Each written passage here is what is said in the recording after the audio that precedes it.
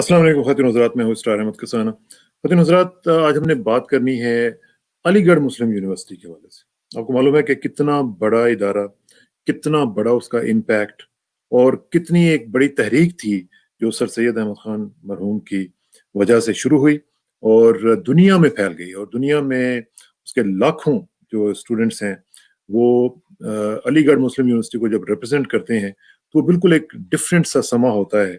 उनके तमाम स्टूडेंट्स से जब भी आप मिलते हैं तो आप बाकी लोगों से आपको हमेशा मुख्तलिफ नजर आते हैं, और उनकी एक डिसेंसी का आलम हम देखते हैं तो वो एक बिल्कुल डिफरेंट होता है। एक अजीब सा समा बन जाता है जब आप उन लोगों के दरमियान में बैठते हैं। तो मेरा खुद चूंकि ताल्लुक अलीगढ़ से रहा है, पाकिस्तान में मेरी तालीम जो है वो अलीगढ़ स्कूल से शुरू हुई और आजकल वो कॉलेज है। इसलिए मुझे एक ज़ाती तौर पर इश्क है, प्यार है उस तहरीक से जो अलीगढ़ के नाम से उठी थी।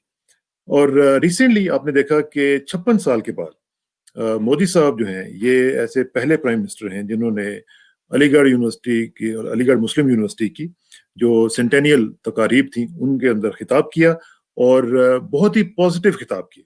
इसका आज हम तजिया करेंगे और जाएंगे भारत, और बात करते हैं सबसे पहले जनाब अब्दुल बारी मसूद साहब के साथ, जो कि एडिटर हैं, वहाँ पे सहाफ़ी भी हैं और बड़े ही एक्टिविस्ट भी हैं इस लिहाज से कि अपने फील्ड में एक बड़ा मकाम रखते हैं। अब्दुल बारी भाई, आपका बहुत शुक्रिया जी, thank you very much for joining us. बहुत और बहुत फिर शुक्रिया आपका।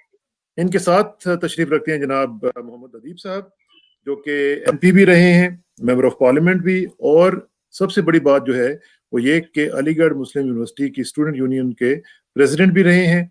और इनसे बेहतर कौन जानता होगा कि शास्त्री के बाद जो 56 साल गुजरे हैं और अब मोदी साहब का वहाँ पे जाना और गुफ्तगू करना, इसकी क्या इम्पोर्टेंस है। मैं शुरू करूंगा अदीब साहब से। अदीब साहब, जरा हमें थोड़ा सा बताइएगा, अपने बारे में भी जरा बताइएगा, और ये भी बताइएगा कि अलीगढ़ मुस्लिम यूनिवर्सिटी आपकी नज़र में क्या है, और आपकी ज़ाती लाइफ के ऊपर और वैसे पूरे मुसलमानों की ज़िंदगी के ऊपर उसका क्या इम्पैक्ट है। बहुत बहुत शुक्रिया आपका। मैं अलीगढ़ मुस्लिम यूनिवर्सिटी से मैंने तालीम हासिल की है, और जहाँ तक ताल्लुक का सवाल है, अलीगढ़ मुस्लिम यूनिवर्सिटी की दरगाह में जिसने भी पढ़ लिया वो उसका रोया रोया उस दरगाह का कर्जदार हो जाता है, क्योंकि अलीगढ़ यूनिवर्सिटी की जो बुनियाद है वो सर सैयद ने इस बुनियाद पर रखी थी कि तालीम और तरबियत ऐसे वक्त में दी थी जिस वक्त ये हिंदुस्तान या बर्रे सगीर में मुसलमान हर सतह पर बिल्कुल खत्म हो चुका था। इखलाकी तौर पर, पावर के एतबार से, तालीम के एतबार से वो एक मुर्दा कौम हो गई थी। वो जो एक एक एक तहरीक चलाई थी सर सैयद ने, उसमें जो और तालीम दर्जगाहें हैं और अलीगढ़ की दर्जगाह यानी सर सैयद की जो फिक्र थी, और वो फिक्र थी कि एक ऐसी कौम तैयार की जाए जिसने जिन लोगों ने 7 समंदर पार करके हमको शिकस्त दी है, हम एक ऐसी फौज तैयार करें, एक ऐसी नस्ल तैयार करें। तो सर सैयद की जो फिक्र थी वो सिर्फ तालीम ही नहीं थी, बल्कि तरबियत के साथ साथ अपने को उस माहौल में लाना था जहां हम जवाल से उठकर बाहर आ सकें। मैंने अलीगढ़ मुस्लिम यूनिवर्सिटी में सन 62 में दाखिला लिया था, और मैंने सन 68 में अलीगढ़ यूनिवर्सिटी को छोड़ा है। मैं वहाँ की यूनियन की स्टूडेंट यूनियन का सदर भी था, क्योंकि वो पहली दरजगाह थी हिंदुस्तान में उस वक्त के, यानी हिंदुस्तान, पाकिस्तान और जो पूरा बर्रे सगीर था, जिसमें ये कॉन्सेप्ट दिया था कि एक आवाज उठाओ। उस वक्त यूनियन तो नहीं बनी थी, लेकिन सर सैयद ने एक डिबेटिंग सोसाइटी बनाई थी, यानी लड़का जो है, जो तालिब इल्म है, वो क्या सोचता है और क्या उसकी फिक्र है, वो खुल के उसका इजहार कर सके। तो वो अल्टीमेटली भी यूनियन की शक्ल में बन गई, और वो स्टूडेंट की नुमाइंदगी करता था। तो मैंने 68 में अलीगढ़ यूनिवर्सिटी छोड़ी, और आज मुझे छोड़े हुए 54-55 साल हो गए हैं। लेकिन मैं समझता हूँ कि मैं मकरूज हूँ, मैं कर्जदार हूँ अपनी दरगाह का, अपने उस्तादों का, उस सरजमीन का, क्योंकि अलीगढ़ यूनिवर्सिटी जो है वो ईंट गारे की यूनिवर्सिटी नहीं है, वो एक सोच, एक फिक्र की एक दरगाह है। और जो भी हम बर्रे सगीर में मुसलमानों को आज देखते हैं, और पूरी दुनिया में जिनको फैल गए हैं, वो सिर्फ उस सर सैयद की तहरीक से जुड़े हुए लोग थे। अभी आपने ये जिक्र किया कि उसके 100 साल पूरे हुए और उसको उसको एड्रेस किया चीफ गेस्ट की हैसियत से हमारे मौजूदा प्राइम मिनिस्टर ने। मेरे लिए बहुत तकलीफदेह बात थी, इसलिए कि ये 100 साल का सफर बहुत मुश्किलात के साथ आया था। इसने बड़े नशो फराब देखे, बड़ा वक्त देखा। जब ये मुल्क आजाद हुआ तो उस वक्त ये मसला खड़ा हो गया था कि यहाँ की जो एक दो फिक्रें पैदा हुई थी। अलीगढ़ वो जमीन है जिसने फिक्र पैदा करना सिखाया था। एक तरफ एक ग्रोह था जो ये कहता था कि हिंदुस्तान जो है वो सेकुलर मुल्क बनेगा, सांझी विरासत का मुल्क बनेगा, और एक दूसरा तबका वहां था जो कहता था कि मुसलमान की एक अपनी अलग रियासत होगी, अलग मुल्क बनेगा। ये दोनों फिक्रें वहां थी। यानी अगर जिस वक्त मैं अलीगढ़ यूनिवर्सिटी का प्रेसिडेंट था तो आप ताज्जुब ये करेंगे कि मैं जिस वक्त अलीगढ़ का प्रेसिडेंट था उस वक्त पाकिस्तान के प्रेसिडेंट अय्यूब खान थे जो अलीगढ़ के पढ़े हुए थे, और हिंदुस्तान का प्रेसिडेंट जाकिर हुसैन थे जो अलीगढ़ के पढ़े हुए थे। और उस वक्त जवाहरलाल नेहरू की बहन विजय लक्ष्मी पंडित जब यूनियन आई तो मैंने उनको यही खिताब करके कहा था कि ये दर्जगाह कायद पैदा करती है और आप उसकी सिमत तय करते हैं। जब आप माहौल बनाते हैं तो एक शख्स जाके एक मुल्क का प्राइम मिनिस्टर बनता है। दुनिया का ये वाहिद अदारा है जहाँ के तालिब इल्म दो राइवल कंट्रीज के सदर हैं। ये देन अलीगढ़ मुस्लिम यूनिवर्सिटी की और थी। वैसे अदीब साहब, इसमें ये बताऊं कि तकरीबन 8 के करीब हेड्स ऑफ स्टेट जो हैं वो यहाँ से फारिग तहसील हो चुके हैं, जिसमें से 5 जो हैं वो पाकिस्तान में हो चुके हैं। जी, आपके आपके बहुत से मुझे मुझे मालूम है सर। वो जो वहाँ यूनियन के सदर थे वो वेस्ट बंगाल में भी मिनिस्टर रहे। और मैं आपको बताऊं कि मैं अर्ली 70s में दुबई गया था। यहाँ इमरजेंसी लगी हुई थी और मुझे हिंदुस्तान की हुकूमत ने परेशान किया तो मैं कुछ दिन के लिए दुबई गया था। तो दुबई में ओल्ड बॉयज एसोसिएशन एक बनी थी और उस वक्त बड़ा दिलचस्प वाकया ये हुआ कि उस एसोसिएशन ने जब अपना 17 अक्टूबर को फंक्शन किया तो उस वक्त जो हिंदुस्तान के एम्बेसडर थे हामिद अंसारी, जो हिंदुस्तान के नायब सदर बने, वो उस वक्त हिंदुस्तान के सफीर थे। और पाकिस्तान के सफीर को इकबाल साहब थे जो अलीगढ़ के पढ़े हुए थे। और बांग्लादेश के जो काउंसिल जनरल थे एक रहमान साहब, वो अलीगढ़ के पढ़े हुए थे। और फिलिस्तीन के जो चार्ज दी अफेयर्स थे वो अलीगढ़ के पढ़े हुए थे। क्या और बात, क्या बात। जब इस प्लेटफॉर्म पर वहां गुफ्तगू हुई तो वहां के अखबारों ने ये छापा। ये 77 या 78 की बात बता रहा हूँ। तो ये जो आपको ये दिखाई पड़ता है पूरे बरसगीर के दुनिया में, ऐसी जगह पर 100 साल जब जश्न बन रहा था तो हम लोगों ने ये तस्वुर नहीं किया था कि एक ऐसा प्राइम मिनिस्टर जिसमें अलीगढ़ मुस्लिम यूनिवर्सिटी के मामलात में उनका रवैया बड़ा नेगेटिव रहा है। यानी मैं आपको बताऊं कि हम लोगों ने बड़ी लड़ाई लड़ी है सन 65 से लेकर और सन 84 तक, क्योंकि ये जो यूनिवर्सिटी सर सैयद ने जो कॉलेज बनाया था उनका मकसद ये था कि हम इसको एक बाद में आला यूनिवर्सिटी में तब्दील करेंगे। उनके रफ़्क़ा ने कोशिश की और 1920 में ये यूनिवर्सिटी की शक्ल में ब्रिटिश पार्लियामेंट ने इसको पास किया। इसका नाम रखा अलीगढ़ मुस्लिम रेजिडेंशियल यूनिवर्सिटी। यानी तालीम वहीं दी जाएगी, तरबियत वहीं दी जाएगी, एक कैंपस होगा रेजिडेंशियल यूनिवर्सिटी का। और उसके बाद फिर जब ये 47 के बाद जब ये मुल्क आज़ाद हुआ उस वक्त बहुत से लोग हिजरत कर गए पाकिस्तान को। और यहाँ के जो उस वक्त के वो चांसलर थे नवाब इस्माइल खान साहब, वो मुस्लिम लीग से वाबस्ता थे। उसके नतीजे में यहाँ के प्रोपेगेंडा किया गया कि पाकिस्तान क्योंकि अलीगढ़ मुस्लिम यूनिवर्सिटी ने बनाया है, उनके तलबा ने बनाया है, इसलिए इसको टेक ओवर कर दिया जाए। लेकिन ये है ये है कि उस वक्त मौलाना आजाद हिंदुस्तान में बहुत अहम हैसियत के मालिक थे और उन्होंने इसको बचाया और जाकिर हुसैन साहब को علی گڑھ یونیورسٹی کو वाइस चांसलर बना के भेजा और वो यूनिवर्सिटी फिर से खड़ी हुई और बाद में फिर वो हिंदुस्तान की टॉपमोस्ट यूनिवर्सिटी मैं अदीब भाई, मैं जरा आपकी तरफ आता हूँ, थोड़ा सा मैं जरा अब्दुल बारी साहब से भी जरा बात कर लूँ कि बारी साहब आप जरा मुझे बताइएगा कि जिस तरह अदीब साहब कह रहे थे कि उनको तकलीफ हुई बहुत ज्यादा प्राइम मिनिस्टर के वहां पे आने की और इस तरह की बातें करने की, लेकिन आप ये देखिए कि वो वहां पे गए हैं तो उन्होंने ये कहा है कि AMU जो है ये रिप्रेजेंट करती है कल्चर ऑफ इंडिया को, यानी जो इंडिया की तस्वीर बनती है वो सारी की सारी इसके अंदर मौजूद है। फिर उन्होंने ये भी कहा कि जी ये बड़ा कल्चर जबरदस्त है, AMU का पार्टनर्स एक दूसरे को कहते हैं, लेकिन हमने ये भी देखा कि उन्हीं लोगों को एंटी नेशनल भी कहा गया, उन्हीं लोगों को जिहादी भी कहा गया, उन्हीं लोगों को जिना की औलाद भी कहा गया। तो क्या आपकी क्या फीलिंग्स है बीइंग अ जर्नलिस्ट?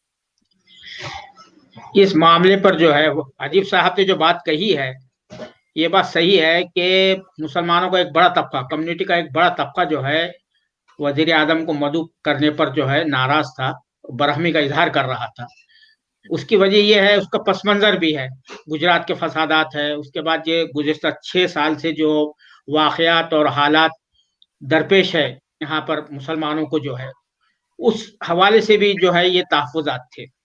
अब वजीर आजम साहब को जब बुलाया गया तो उन्होंने बहुत अच्छी अच्छी बातें कही, क्योंकि उनके जो हुक्मरां जमात है, उनके जो पार्टी के लोग हैं और उनकी जो हलीफ तंजीमें हैं, जो राइट विंग जो कहलाती है, जो ग्रुप्स है, या उनकी जो सरपरस्त तंजीम से वाबस्ता जो लोग हैं, तो अलीगढ़ मुस्लिम यूनिवर्सिटी को जिस तरह से निशाना बनाते थे वो, तो उस हवाले से कम वो जो गर्द बनी हुई थी, जो मफरूजात जो है जिस तरह का जो निशाना बनाया जाता था, तो वजीर आजम के जो यूनिवर्सिटी के हवाले से जो अच्छी अच्छी बातें कही, तो वो उनके उसका एक जवाब था समझो। ये एक तो फायदा ये जरूर ये हुआ कि अब अगर इनके हुक्मरां ग्रोह से ताल्लुक रखने वाले लोग अगर कुछ इस तरह की बातें करते हैं, तो ये कहा जा सकता है कि भाई वजीर आजम का बयान बतौर सनद पेश किया जा सकता है कि देखिए आपकी पार्टी के वजीर आजम है, वो मुल्क के सरबराह हुकूमत है, वो ये कह रहे हैं कि भाई अलीगढ़ यूनिवर्सिटी एक मिनी इंडिया है, यहाँ पर जो है हिंदुस्तान की एक तस्वीर मिलती है,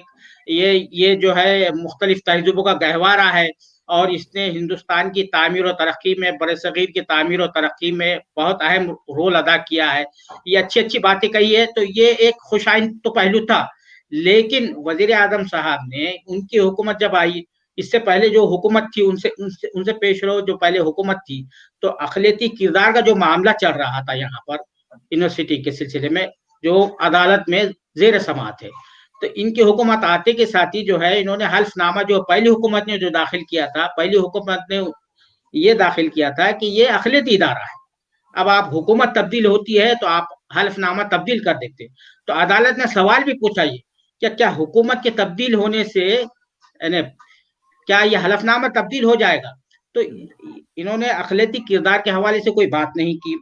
दूसरी बात यह है कि अलीगढ़ यूनिवर्सिटी को जब से ये हुकूमत आई है, फाइनेंशियल क्रंच का सामना करना पड़ रहा है, माली बहरान का सामना करना पड़ रहा है।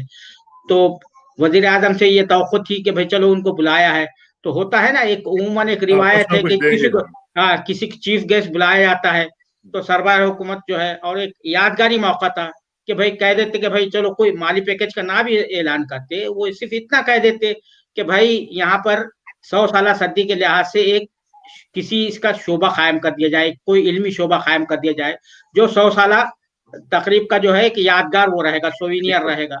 तो इस तरह की कोई बात जो है उनकी तरफ से नहीं आई, सिर्फ चंद बातें कही उन्होंने, लेकिन उसके नतीजे में जो एक वेब फैलाया गया था गलत फहमियों का, यूनिवर्सिटी को जिस तरह का राइट विंग की तरफ से जो निशाना बनाया जाता था, तो उसको जो है अब डिफेंड करने का एक वो मिल गया है मुसलमानों के पास कि भाई आप पर सरबराह बात है।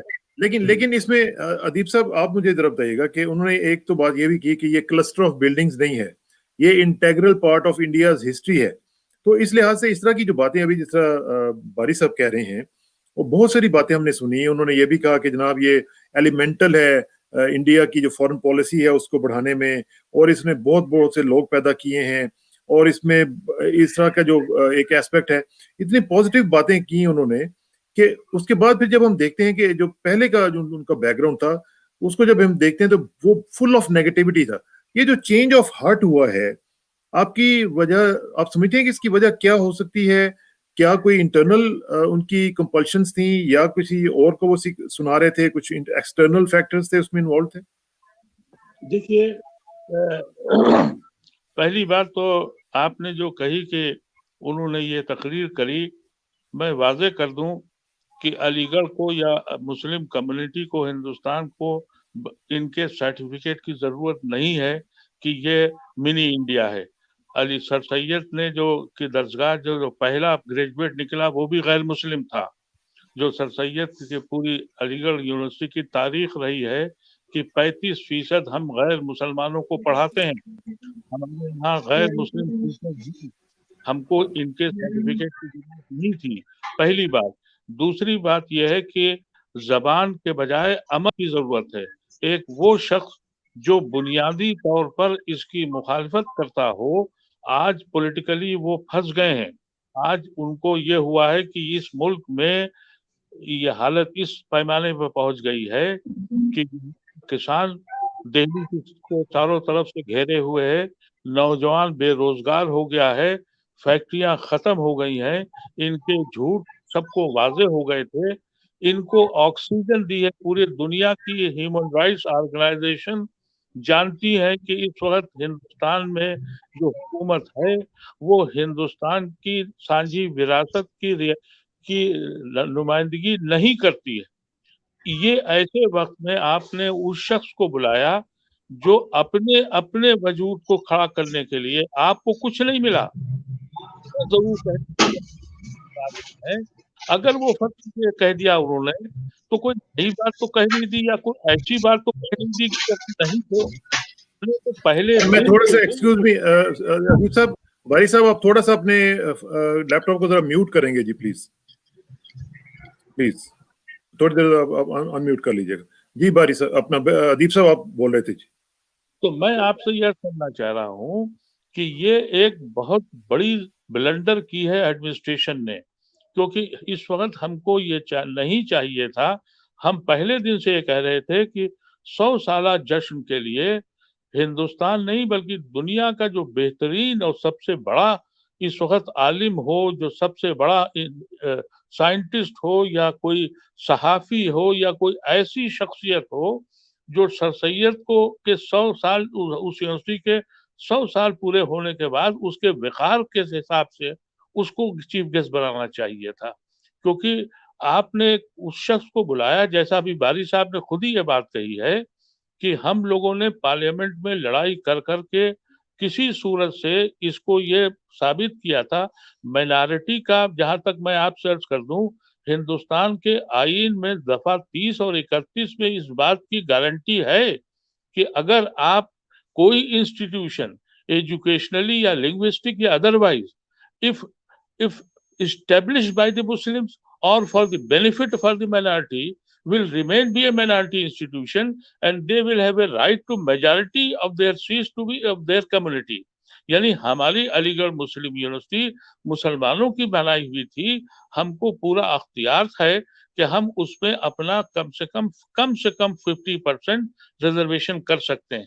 یہ ہماری, اور اس کی بنیادی وجہ یہ کانسٹیٹیوشن ہم کو اس کی اجازت دیتا ہے. اور دوسری بات یہ ہے کہ جو بجٹ ہوتا ہے, لوگ کہتے ہیں کہ بھائی سرکار نے پیسے دیے ہیں. سرکار پیسے کہاں سے دیتی ہے؟ ہمارے ٹیکس سے دیتی ہے, اور ٹیکس جو ہے وہ مسلمان بھی اتنا ہی دیتا ہے. اس ملک میں 18% مسلمان ہیں. ہم بھی انکم ٹیکس دیتے ہیں, ہم سیل ٹیکس دیتے ہیں, جتنے بھی ٹیکس ہم دیتے ہیں. تو ہماری حیثیت اگر سچ میں پوچھی جائے اور اگر ہماری لیڈرشپ اس قابل ہوتی تو ہم صرف ایک یونیورسٹی کے لیے نہیں لڑ رہے ہوتے. اس ملک میں 756 یونیورسٹیز ہیں. ہم کو اس حساب سے 18% سے جوڑیے ہماری کتنی یونیورسٹیز ہونی چاہیے تھی. جبکہ گورنمنٹ کی آفیشیل ریکارڈ یہ کہہ چکا ہے کہ مسلم کمیونٹی جو ہے ہندوستان کی سب سے بیکورڈ اور پچھڑی ہوئی کمیونٹی ہے. آپ اگر تعلیم نہیں دیں گے تو وہ کیسے اپنی منزل کو پہنچے گی مقابلہ کرنے کے لیے دوسروں سے؟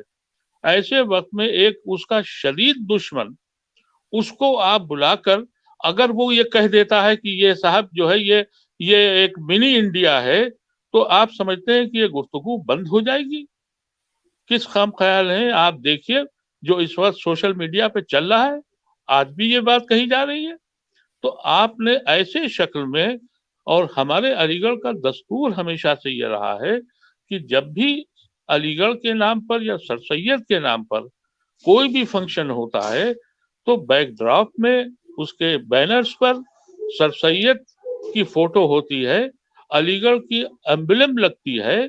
اور یہ پہلا موقع علی گڑھ کی 100 سال کی تاریخ میں ہوا کہ اس کی 100 سالہ جشن منایا گیا. سر سید کی جگہ پر مودی صاحب کی فوٹو لگائی گئی, اور ایمبولم سے جو اس میں قرآن کی آیت لکھی تھی علم الانسان ما لم یعلم, وہ تک کاٹ دی گئی. تو ایسی شکل میں مجھے نہیں لگتا کہ وہ خوشی کا دن تھا یا غم کا دن تھا. میں آپ سے یقین کے ساتھ کہتا ہوں, میں آنسوؤں کے ساتھ رویا تھا, اور میرا رویا تھا. میرے درسگاہ کی اس طرح سے مذاق اڑایا گیا, اور پھر یہ کہنے والے کہتے ہیں مصلحت کر لو. مصلحت کے مطلب یہ نہیں ہے کہ آپ اپنے وجود سے سمجھوتا کر لیں. سر سید کے بارے میں کہا جاتا ہے کہ وہ انگریزوں سے مل گئے تھے. ارے صاحب, انگریزوں سے ملے تھے, لیکن انگریزوں سے ہی یہ کہا لایا تھا, اور ان سے کہا تھا کہ تم یونیورسٹی بنا کے دو, ہم کو تعلیم دو, وہ تعلیم دو جس تعلیم سے تم نے ہم پہ حکومت کی ہے. اور وہیں کے انہی وائسرائے نے 10,000 پرمیشن کے ساتھ 10,000 اپنی جیب خاص سے اس درسگاہ کو دیا تھا. یہ ہم کو معلوم کرنا چاہیے. لیکن کہنے والے یہ کہہ رہے ہیں کہ صاحب بڑا اچھا ہو گیا کہ مودی نے یہ بول دیا ہے. اچھا, میں ذرا باری صاحب آپ سے بھی ذرا پوچھ لوں کہ کیا آپ کو بھی اسی طرح تکلیف محسوس ہوئی جس طرح ادیب صاحب کہہ رہے ہیں؟ کیونکہ دیکھیں نا, اگر پرائم منسٹر خود کہہ دے, مجھے تو یہ اطلاع ملی ہے کہ انہوں نے انٹرسٹ شو کیا کہ میں ایڈریس کرنا چاہتا ہوں. اور اس میں تھوڑی سی ایک چیز اور بھی آپ کو بتا دوں. میری اطلاعات کے مطابق جب آپ کے آرمی چیف ابھی ریسنٹلی سعودی عرب اور UAE گئے ہوئے تھے, وہاں پہ ان کو ہر جگہ پہ یہ کہا گیا کہ جی یہ جو آپ مسلمس کے ساتھ ٹریٹمنٹ کر رہے ہیں یہ ہماری عوام کو قابل قبول نہیں ہے. تو ادھر سے ہمیں پتا چلا کہ انہیں جب یہ میسج دیا گیا تو پھر یہ میسج جب وہ لے کے واپس گئے ہیں تو پھر یہ چینج آف ہارٹ ہوا, اور پھر انہوں نے کہا کہ ہمیں ریچ آؤٹ کرنا پڑے گا مسلم کمیونٹی کی طرف. تو اس میں بہترین موقع یہ ہے کہ AMU کا جو فنکشن آ رہا ہے اس کو ایڈریس کیا جائے. اچھا, اب آپ ذرا مجھے بتائیں کہ آپ کی کیا فیلنگز تھیں اس دن جس دن پرائم منسٹر مودی صاحب وہاں پہ گئے اور انہوں نے اس طرح کی باتیں کی جو کہ بہت ہی خوبصورت لگ رہی تھیں, اور یقین نہیں آ رہا تھا کہ یہ مودی صاحب بول رہے ہیں یا کوئی اور بول رہا ہے. آپ کی کیا فیلنگز تھیں؟ دیکھیے, مودی صاحب کو جو ہے بتایا جاتا ہے کہ 5 مرتبہ جو ہے دعوت نامہ بھیجا گیا تھا.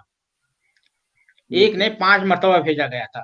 اب یہ تصدیق طلب بات ہے یہ, لیکن جو ہے جو سننے میں آئی ہے ہمارے, تو اب ظاہر بات ہے کہ 5 مرتبہ آپ کہہ رہے ہو, اگر کسی کو ریچ آؤٹ کرنا ہے تو وہ خود ہی یہ کرتا. ریچ آؤٹ کی جو بات ہے یہ بات صحیح ہے. آپ یہ کہہ رہے کہ بھائی ایک میسج بھی دینا ہے مسلم ملکوں کو کہ بھائی ہم جو ہے آپ کا جو سب سے بڑا ادارہ ہے, مسلمانوں کا سب سے بڑا ادارہ ہے, ایک آئیکونک جو ہے تو وہ ہے تعلیمی ادارہ ہے یہ.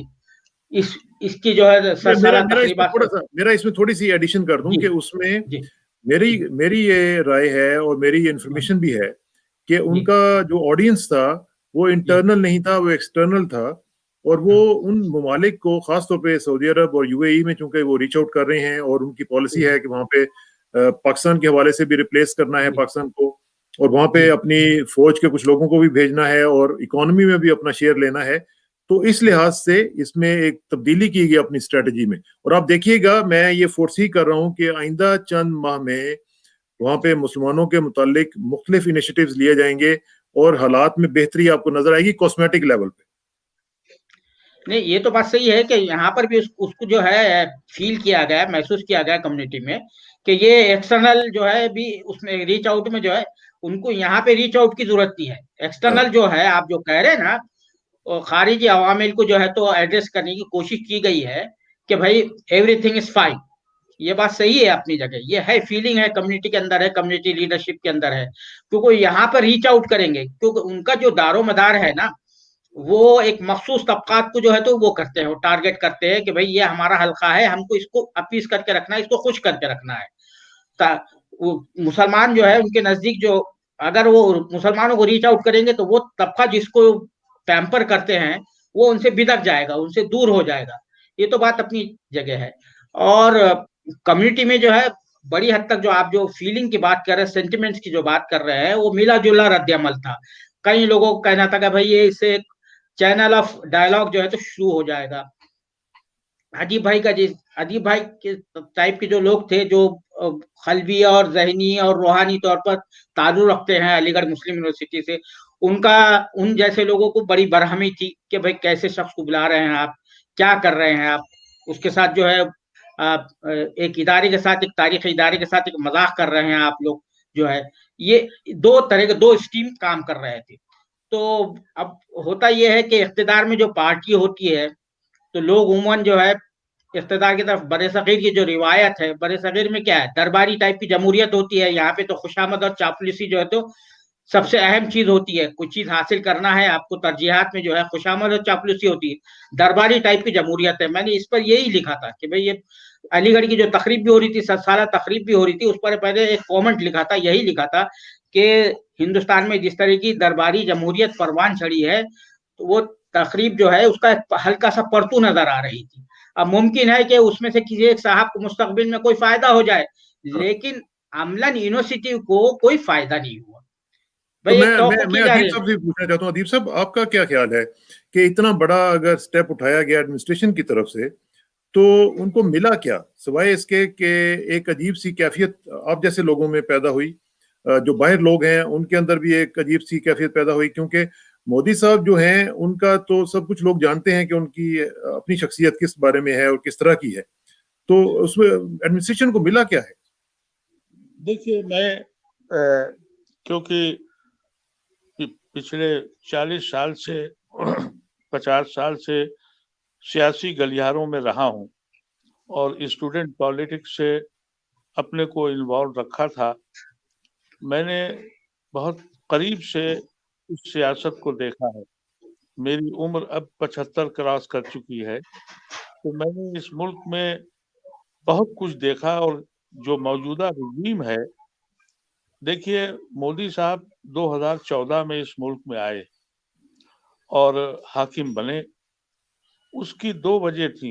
एक तो उन्होंने 2002 में उन्होंने जिस तरीके से गुजरात में कत्लेआम कराया था, वो एक बैकग्राउंड उनके साथ थी। और एक तबका जो आरएसएस का तबका है, उसके वो एक आइडियल हीरो थे। जब उनको दिल्ली की तरफ आना था, तो उन्होंने वो वक्त था कि जब वो किसी की टोपी, और उसके ऊपर भी एतराज था, अगर किसी ने उनको टोपी दी तो वो भी मना कर देते थे और खुल के बोलते थे। लेकिन जब दिल्ली के लिए तैयारी की, तो उससे आने से चंद महीने पहले, 1 साल पहले, उन्होंने एक सद्भावना मिशन किया और एक नारा लगाया, सबका साथ सबका विकास। नारा सबका साथ और सबका विकास में उनको एक पॉपुलैरिटी मिली, क्योंकि हिंदुस्तान की बुनियादी सांझी विरासत पे थी। और ये हुआ कि भाई ये एक आदमी है जो सबका साथ और सबका विकास लेगा। और वो उस तरह से हिंदुस्तान के हाकिम बन गए। हाकिम बनने के बाद ये आप नहीं समझ पाएंगे, लेकिन बारी साहब क्योंकि सहाफी हैं, इनको पूरा अंदाजा है कि सबका साथ और सबका विकास में हुआ क्या। सबका विकास और में कहीं पर भी हम लोगों के लिए कोई भी ऐसी चीज नहीं थी। मुझे याद है कि माइनॉरिटी मिनिस्ट्री मैंने अपने चंद दोस्तों के साथ, अंतुले साहब मरहूम के साथ मिलकर माइनॉरिटी मिनिस्ट्री की बुनियाद डाली थी। सबसे पहले इन्होंने उसी का एतराज किया कि माइनॉरिटी मिनिस्ट्री क्यों बन गई। सच्चर कमेटी की रिपोर्ट बनी, उसकी मुखालफत की गई। अलीगढ़ की तो समझ लीजिए कि वो सबसे बड़ी मुखालफत की वजह यही थी कि वहां से लोग निकल के, पढ़ के निकल के आके अपनी दुनिया बना रहे थे और दुनिया को कुछ दे भी रहे थे। तो वो खाका बंद करने की कोशिश की गई। आज भी ये कहा जा रहा है सबका साथ सबका विकास। इसीलिए मैंने आपसे पहले भी कहा कि आदमी का अमल देखना चाहिए था। आप यकीन कीजिए, अगर यही सरकार होती, अटल बिहारी वाजपेयी प्राइम मिनिस्टर होती, तो मैं एतराज नहीं करता। इसलिए कि उनके अमल में और उनके कहने पर में फर्क कम था। यानी वो मुख्तलिफ आइडियोलॉजी के आदमी थे, लेकिन उनका बिलीफ था इस बात पर کہ بھائی سانجھی وراثت کا ان کے ذہن میں خاکہ تھا. اب یہ جو ملک اس وقت جہاں کھڑا ہے، یہاں اس ملک نے اتنی بے روزگاری کبھی نہیں دیکھی. اس ملک نے اس طرح کے نوجوانوں کی ایک دور یہ تھا آج سے چند سال پہلے کہ لڑکا یونیورسٹی میں ہوتا تھا اور اس کا اپوائنٹمنٹ ہو جاتا تھا. آج بچوں کے پاس نوکریاں نہیں ہیں. کسان سڑکوں پہ ہے. آپ نے پورا ہندوستان آج کل پریشان ہے. لیکن الیکشن جب ہوگا تو وہ پھر بھی جیتیں گے، کیونکہ الیکشن کے وقت ان کے پاس کچھ نسخے ہوتے ہیں. کبھی وہ کہتے یہ ہے کہ گجرات میں بھی یہی کیا انہوں نے کہ جب وہ ہار رہے تھے تو انہوں نے آخر پولنگ میں یہ کہہ دیا کہ میاں احمد پٹیل چیف منسٹر بننے والے ہیں. نتیجہ ہوا کہ الیکشن جیت لیا. یو پی میں الیکشن لڑ رہے تو قبرستان اور شمشان کی بات کر دی. تو وہ ان کو معلوم ہے کہ ان کو پاپولر نعرے جو ہیں وہ ان کے مشہور ہیں، انہی کی وجہ سے وہ جیت بھی جاتے ہیں. میں ذرا باری صاحب سے پوچھوں. ہاں جی میں اسی میں ایڈ کرتا ہوں ادیب بھائی کی بات میں.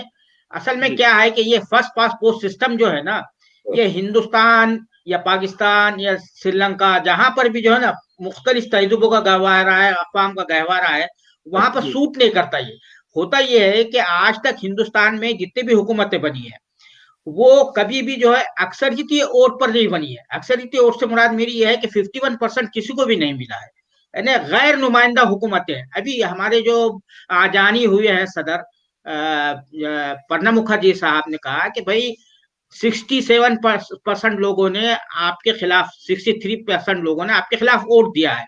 تو آپ یہ مت سمجھو آپ 37% ووٹ سے آئے ہیں. پہلی مرتبہ جب آئے تھے تو 31% ووٹ سے ہی آئے تھے آپ. تو آپ کو سب کو ساتھ لے کر چلنا ہے، لیکن عملاً ایسا نہیں ہو رہا. آپ کا کچھ سوال پوچھنا چاہ رہے تھے. میں آپ سے بھی اور یہ آخری سوال ہے. میں یہی پوچھنا چاہ رہا تھا کہ دیکھیے انہوں نے یہ کہا، ایون انہوں نے اے ایم یو کے جو ہاسٹل اسٹوڈنٹس ہیں ان کو بھی یہ کہا کہ اپنا ٹائم سپینڈ کریں، ریسرچ کریں ان لوگوں کے لیے جو کہ جن کا کنٹریبیوشن ہے، جو کہ لیسر نون فریڈم فائٹرز گزرے ہیں. اب جب فریڈم فائٹرز کی بات آتی ہے اس میں تو ہم نے دیکھا کہ ایون یہاں تک کہ ہم نے ایک فریکس دیکھا جو کہ محمد علی جناح صاحب کے حوالے سے جو ان کی تصویر تھی اس کے اوپر 2 سال پہلے کیا ہوا. اس کے بعد آپ یہ دیکھیے کہ جو انہوں نے یہ بھی کہا کہ جی جو لائبریری کے لوگ ہیں وہ جو پرانے مینوسکرپٹس ہیں ان کو ڈیجیٹائز کریں. اب ڈیجیٹائز کریں تو دہلی پولیس جو ہے وہ چارج شیٹ کر دیتی ہے سیڈیشن اور ان لافل ایکٹیویٹیز کے حوالے سے. اب دیکھیے آپ کو یاد ہوگا شرجیل کے حوالے سے کیا معاملات ہوئے. تو یہ جو سوسائٹی میں اس طرح کی چیزیں یہ انٹروڈیوس انہوں نے کروائی ہیں. ادیب صاحب آپ مجھے بتائیے گا، پہلے آپ مجھے بتائیے گا باری صاحب کہ اس کا امپیکٹ کیا ہوگا. اور ایک طرف ان کی یہ تقریر سنیں، وہ والی تقریر سنیں، یا ان کا پہلے والا ماضی دیکھیں، کیسے اس کو ریکنسائل کریں؟ نہیں، صورتحال جو ہے نا پولرائزیشن کی جو پولیٹکس ہے نا، یہاں پہ پولرائزیشن کی پولیٹکس ہو رہی ہے. کیونکہ جیسا عجیب بھائی نے بتایا نا جو مسائل ہے یہاں پر، بے روزگاری ہے بڑھ گئی ہے، کہ پہلے لڑکا کالج میں ایڈمیشن لیتا تھا تو ادھر اس کو جاب مل جاتی تھی. کسان سڑکوں پر ہے. ہر معاملے میں جو انڈیکس ہے سماجی جو ترقی کے جو اشاریے ہے اس میں سب ہمارا ملک جو ہے نیچے آ رہے ہیں. تو اس کے معنی کیا ہے؟ ہم تنزل کی طرف جا رہے ہیں، ترقی کی طرف نہیں جا رہے ہیں. تو ظاہر بات ہے اس سے توجہ ہٹانے کے لیے تو divert the attention of public from real issues, اس طرح کے مسائل اٹھائے جا رہے ہیں. تو یہ حکمرانوں کا جو ہمیشہ کے حکمرانوں کے ہٹ کنڈے ہوتے ہیں، حربے ہوتے ہیں کہ کس طرح سے عوام کو ان کے اصل مسائل سے ان کی توجہ ہٹائی جائے. ادیب صاحب یہ پوچھوں گا، ادیب صاحب آپ بھی ذرا مجھے بتائیے گا، ایک طرف یہ سب کچھ ہو رہا ہے، ایک طرف ہم نے دیکھا کہ یو پی جہاں پہ علی گڑھ ہے وہاں پہ ہی اس کے جو چیف منسٹر ہیں انہوں نے لو جہاد کے نام سے لیجسلیشن شروع کر دی ہے. لوگوں کے اوپر اب خوف کی فضا پیدا ہو چکی بھی ہے. تو اس کو کیسے ریکنسائل کیا جائے گا؟ مسلمانوں کے پاس کیا اسٹریٹجی کیا ہے؟ نہیں، میرے جو کچھ ہوا ہے علی گڑھ میں اور جو اس طرح کی انویٹیشنز آ رہی ہیں، میں آپ سے بالکل واضح کر دوں، اس کا مسئلہ سب سے بڑا یہ ہوا ہے جو یہ لوگ کامیاب ہوئے ہیں آر ایس ایس میں. اگر آپ کسی قوم کو خوفزدہ کر دیں، اس کو ڈرا دیں، تو پھر اس کی ساری صلاحیتیں ختم ہو جاتی ہیں، وہ اس کی انٹرپرائز ختم ہو جاتی ہے. دیکھیے میں آپ کو ایک چھوٹی سی مثال دیتا ہوں. آزادی کے وقت جب یہ ملک آزاد ہوا تو زمین تو بٹی تھی، لیکن حقیقت یہ ہے کہ جو مولانا آزاد نے کہا تھا کہ زمین نہیں بٹی بلکہ ایک قوم بدل گئی. تو ایک قوم بٹی تھی, وہ قوم بدنصیبی سے ہماری قوم تھی. ایک بھائی اپنی روزی روٹی کے لیے پاکستان چلا گیا اور دوسرا بھائی اپنی ماں کو یہیں قبرستان میں دفن کرنے کے لیے یہیں رہ گیا. اس وقت ہماری اکنامک کنڈیشن, ہماری ساجھیداری برابر کی تھی. اس وقت کی یہ ایک پلان بنا کہ ہم, یاد ہے بچپن میں چھوٹے تھے تو ہمارے اسکول میں ہمارے دوست کہتے تھے کہ تم بھائی پاکستان بن گیا, جاتے کیوں نہیں ہو, تمہارا تو ملک بن گیا, تم یہاں کیوں رہتے ہو. ہم آ کے گھر میں بھی پوچھتے تھے اور ہمارے دماغ میں بھی یہ بات نہیں آتی تھی کہ جب پاکستان بن گیا تو ہم یہاں کہاں رہیں گے. اور ہم نے ایک اپنی, معاف کریں, اس وقت کی ہماری مسلم قیادت فیل ہوئی, اور آج کی بھی مسلم قیادت اس لیے فیل ہوئی کہ مسلمان ڈر گیا ہے, ایک خوفزدہ قوم ہے. آپ دیکھیے کہ جب یہ ملک آزاد ہوا تھا تو وہاں سے سکھ اور پنجابی آئے تھے, لٹے ہوئے, مٹے ہوئے, سب کچھ تباہ کر کے. یہاں کی زمین نے کہا کہ آؤ, ہم نے اپنے دامن کھول دیے. ان کو خوف نہیں تھا اپنی قوم مرنے کا, یا ان کو کسی طرح کا خوف نہیں تھا, ان کو زندگی بنانی تھی. نتیجہ یہ ہوا کہ آج وہ دنیا کی اور ہندوستان میں سب سے بڑی انٹرپرائزنگ کمیونٹی ہو گئی, اور اس کا مظاہرہ ہم نے دیکھا. ہم اپنے ہی گھر میں رسوا ہوئے اور ڈر گئے اور تباہ ہو گئے, ہم میں خوف پیدا ہو گیا, ہم گلیوں میں چلے گئے. آپ دہلی دیکھیے, دہلی کے اندر یا کسی بڑے شہر کے اندر آپ دیکھیے گا, مسلمان ایک گلیوں میں رہتا ہے, گھٹوز میں رہتا ہے, خوف زدہ رہتا ہے, اس کی ہمت نہیں ہے کہ وہاں جائے. میں نے اپنا گھر ایک ایسی کالونی میں لیا جہاں میں اکیلا مسلمان رہتا ہوں. میرے کئی دوستوں نے کہا, ارے ادیب صاحب, ارے آپ ریٹائرمنٹ میں اوکھلا میں رہ لیتے, یعنی مسلم ایریا میں رہ لیتے, یا فلاں مسلم بستی میں چلے جاتے. میں نے کہا کہ نہیں, میں وہاں جاؤں گا. جب تک کہ ہم میجارٹی کمیونٹی کے قریب نہیں آئیں گے, ہم میں خوف نہیں ڈوٹے گا. اور یہ جو پالیسی ہے, اسی کا انجام ہوا کہ اگر مودی صاحب کو ہم نے بلا لیا تو شاید ہم پہ مصیبت نہ آئے. سوال اس کا نہیں ہے. اگر کوئی قوم اپنا حق مانگنا چھوڑ دے, اور اگر کوئی قوم خوف زدہ ہو جائے, مجھے اس کا مستقبل دکھائی نہیں پڑتا. میں جہاں آج کھڑا اللہ کرم کرے ہوں, مجھے ایسے ہی لگتا ہے. میں آپ سے عرض کر دوں کہ میں نے کبھی اپنی زندگی میں نے علی گڑھ سے تو صدارت کی تھی, لیکن میں آل انڈیا یونیورسٹی کا ہیڈ بنا تھا. اس وقت 43 یونیورسٹی ہندوستان میں تھی, اور میں وہاں اس کا پریسیڈنٹ بنا تھا.